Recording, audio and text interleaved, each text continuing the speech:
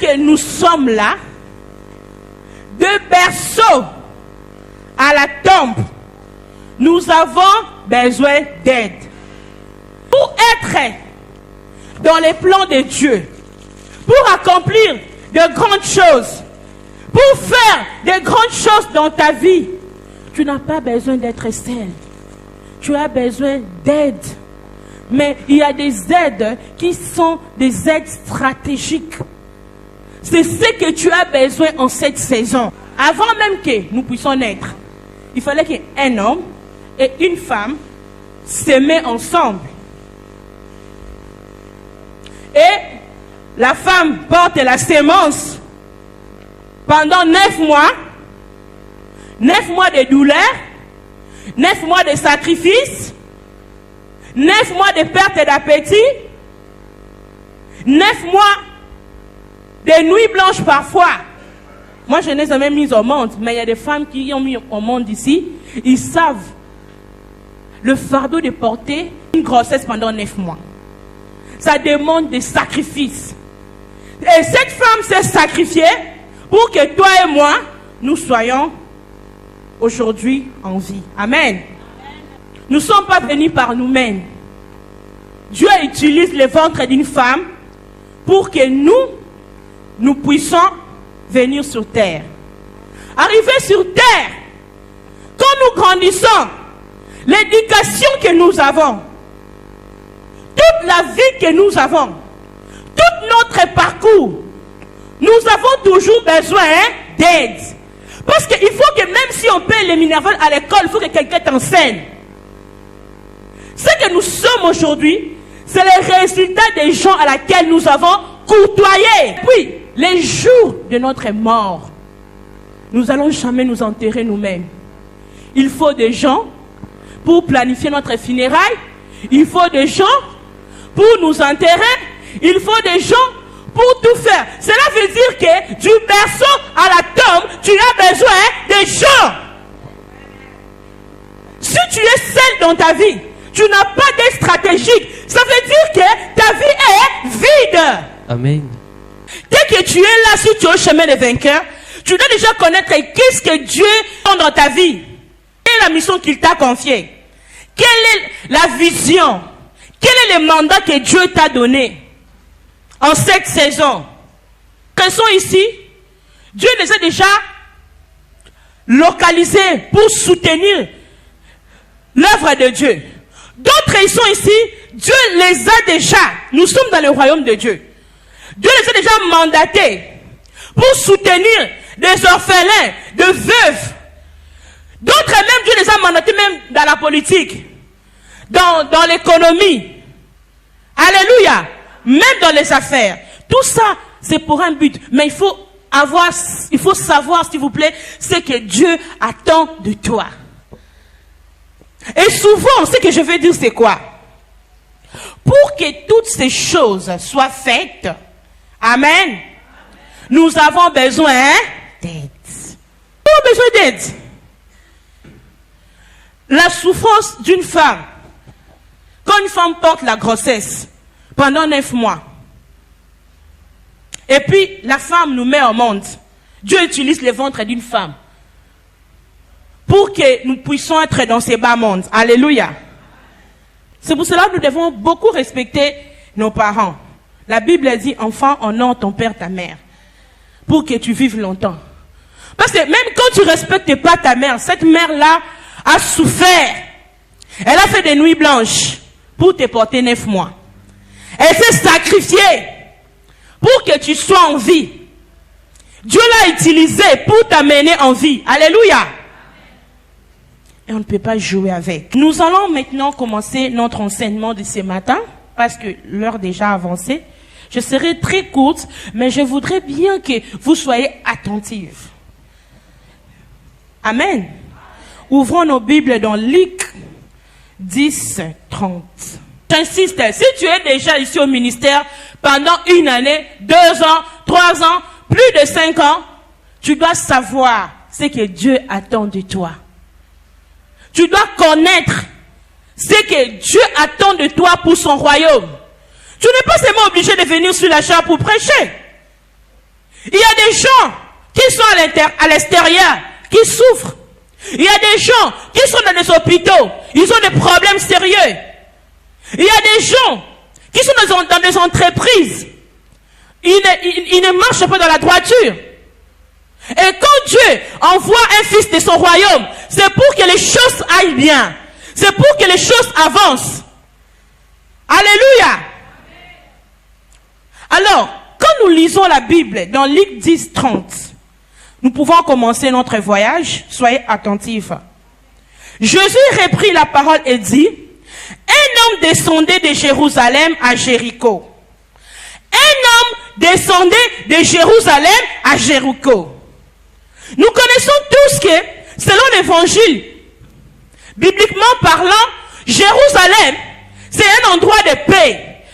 Jérusalem, c'est un endroit de bénédiction. Jérusalem, c'est un endroit où Dieu accomplit les promesses. Jérusalem, c'est un endroit où nous avons l'alliance avec Dieu. Jérusalem, c'est l'endroit où Dieu nous voit. Mais il y avait un homme, il a quitté de Jérusalem à Jéricho. Amen. Et nous connaissons l'histoire d'Israël. Quand les enfants d'Israël ont quitté l'Égypte pour aller à la terre promise, ils sont passés par la Jéricho. Jéricho, c'est une ville maudite. Jéricho, c'est un endroit de païens. Jéricho, c'est l'endroit où Dieu ne te voit pas. Jéricho, c'est l'endroit où tu portes toi-même par ta volonté. Tu quittes Jérusalem pour aller à Jéricho. Alléluia. Tellement qu'à Jérusalem, tu as beaucoup prié, tu n'as pas vu la main de Dieu. Tellement qu'à Jérusalem, depuis que tu attendais, c'est que Dieu t'avait dit, tu n'as pas vu la main de Dieu. Et toi-même de ta tête, tu commences à dire, regarde, Jérusalem, c'est l'endroit de l'alliance. L'endroit où Dieu te voit. Alléluia. Mais toi, tu quittes Jérusalem pour aller à Jéricho. Vous avez quitté l'endroit où Dieu vous a placé parce que vous voulez être comme lui. La raison pour laquelle plusieurs d'entre nous n'accomplissent pas leur destinée, c'est parce qu'il manque la patience. C'est parce qu'il manque le pouvoir d'attendre Dieu. La Bible dit en Ésaïe 40, 31, ceux qui se confient en l'Éternel, l'Éternel renouvelle leur force, ils prennent de vol comme les aigles. Amen. Ceux qui se confient, ceux qui s'attendent à l'Éternel. Dieu t'a promis quelque chose. Depuis que tu es venu sur le ministère Chemin des Vainqueurs, Dieu t'a dit quelque chose pour ta vie, pour ta destinée. Mais depuis que tu pries, depuis que tu es sur terre, tu ne vois rien. Et là, tu commences à prendre des résolutions qui ne vont pas avec Dieu. Je ne sais pas à qui je parle ce matin. La plupart nous accomplissons pas notre destinée, c'est parce que nous manquons le pouvoir d'attendre. Nous sommes impatients. Tu compares ta vie à d'autres personnes. Tu compares ta vie à d'autres gens. Est-ce que toi tu es Tu n'es pas Qu'est-ce que Dieu t'a dit? Maintenant que tu n'as pas la patience d'attendre, tu quittes Jérusalem, l'endroit où Dieu te voit, pour aller à Jéricho. Jérusalem peut être... J'ai suivi une dame pasteur qui parlait. Elle a dit que moi je prie pour les gens, pour que les gens mettent au monde. Je prie pour les gens ont des miracles. Mais j'ai commencé à prier pour ma petite sœur pendant des années. Elle n'arrivait pas à coucher. Mais elle était à l'église, elle chantait le dimanche. Pendant qu'elle insistait du Seigneur, pourquoi? Dieu lui a dit, pendant que j'envoie l'ange de bénédiction avec l'enfant pour ta sœur n'y est pas. Elle dit non, ma sœur elle est là chaque dimanche. Il dit non, ta sœur n'est pas dans la répétition. Pendant que les gens répètent à l'église, c'est un ministère, c'est aussi un travail de Dieu. Et l'ange vient seulement la visiter pendant la répétition. Elle était chantre. Mais dans la répétition, la dame n'était pas. Elle a appelé sa sœur, elle s'appelle Lola. Lola vient. Dieu m'a dit, regarde ceci, c'est là. Elle a dit, ah bon? Donc Dieu envoie la réponse de ma prière à chaque fois. Mais moi je ne suis pas. Elle est retournée à la répétition. Après 2 mois, elle est tombée enceinte. Des jumeaux. Plusieurs, nous quittons Jérusalem pour aller à Jéricho. Et qu'est-ce qui arrive? Quand tu quittes Jérusalem pour aller à Jéricho, rentrons dans Luc 10, 30. La Bible a dit, Il tomba au milieu des brigands. Cet homme qui a quitté Jérusalem pour aller à Jéricho, voici maintenant ce qui arrive. Tu n'es plus dans l'alliance, tu n'es plus dans l'alignement divin. Qu'est-ce qui arrive? Cet homme il tombe entre les mains des brigands. Des brigands, ils sont pas bandits. Des brigands, ils sont pas voleurs. Des brigands, ils sont pas gaspillards de destinée. Alléluia. Parce qu'elle a quitté. Elle manque le pouvoir d'attendre. Et cet homme, quand il a quitté de Jérusalem, il rencontre des brigands. Certains d'entre nous, parce qu'on nous a critiqués, parce qu'on nous a insultés, parce que les choses ne marchent pas, on se dit que non, il faut que je quitte, ça ne va pas. Amen. Ce n'est pas seulement vous. Ça nous arrive à nous tous, même à moi qui vous parle, même à moi qui vous prêche. Parfois, tu as tout donné. Tu as donné le meilleur de toi. Tu as fait ce que tu ne pouvais pas au-delà. Tu t'es sacrifié. Tu as sacrifié tes jours, tes nuits. Tu as sacrifié toute ta vie peut-être pour donner le meilleur. Pour voir les autres avancer et toi reculer. Mais tu attends peut-être des choses qui ne sont pas bonnes. Ça te donne envie de quitter. Envie de reculer. Dans un département où tu travaillais bien pour Dieu, à cause peut-être de cette offense, tu dis que non, je me déplace. Mais peut-être, c'est là où Dieu te voyait. C'est là où Dieu voyait ton ministère. Tant que tu te déplaces, tu quittes ta localisation de bénédiction. Et Dieu ne te voit plus. Et Dieu ne te voit plus. Tu pars à Jéricho. À Jéricho, tu rencontres des brigands. Qu'est-ce que les brigands font? Dans ta vie, ils te dépouillent. Il tomba au milieu des brigands qui les dépouillèrent. Amen. Ce matin, je te pose la question, qui t'a dépouillé? Qui a dépouillé ta gloire? Qui a dépouillé ton mariage? Qui a dépouillé tes enfants? Qui a dépouillé ta famille? Qui a dépouillé tout ce qui faisait de toi que tu sois digne? Tout ce qui faisait que tu sois femme, tu sois homme? On t'a dépouillé de ta valeur. On t'a dépouillé de tout ce que tu possédais. Les paix que tu avais, les paix d'honneur que tu avais, les paix qui te restaient. On t'a dépouillé par des brigands. Les brigands, ce sont des sorciers, les marabouts, les occultistes. De la maison de nos pères, de nos mères, de notre environnement. Parce que tu étais distrait. Une personne qui quitte à Jérusalem, il va à Jéricho. C'est une personne qui est distraite, qui ne comprend plus ce que Dieu attend de lui en cette saison. Alléluia. Maintenant que tu es dans la distraction, les diables voient la porte, il entre pour te dépouiller. Il t'envoie des brigands pour t'anéantir. Je ne sais pas, je parle à qui? Qui t'a dépouillé tel que tu es là? On t'a dépouillé de l'endroit où tu servais Dieu. On t'a dépouillé de l'endroit où Dieu te voyait. Ce matin, pendant que je te parle, commence à t'examiner ce matin. Commence à chercher l'endroit où tu as fait l'alliance avec Dieu. Les brigands, ils sont venus te dépouiller. Qui t'a dépouillé depuis ton enfance? Alléluia. Acclamons l'Éternel.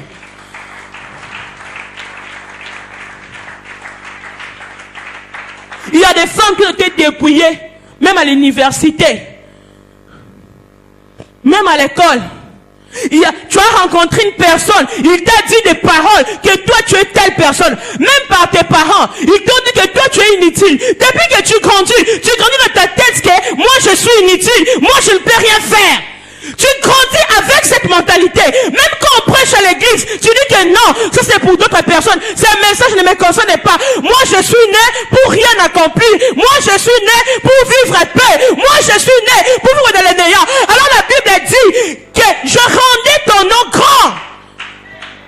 Alléluia. Mais on t'a dépouillé. Ce premier mariage que tu as fait, ça a dépouillé ton cœur.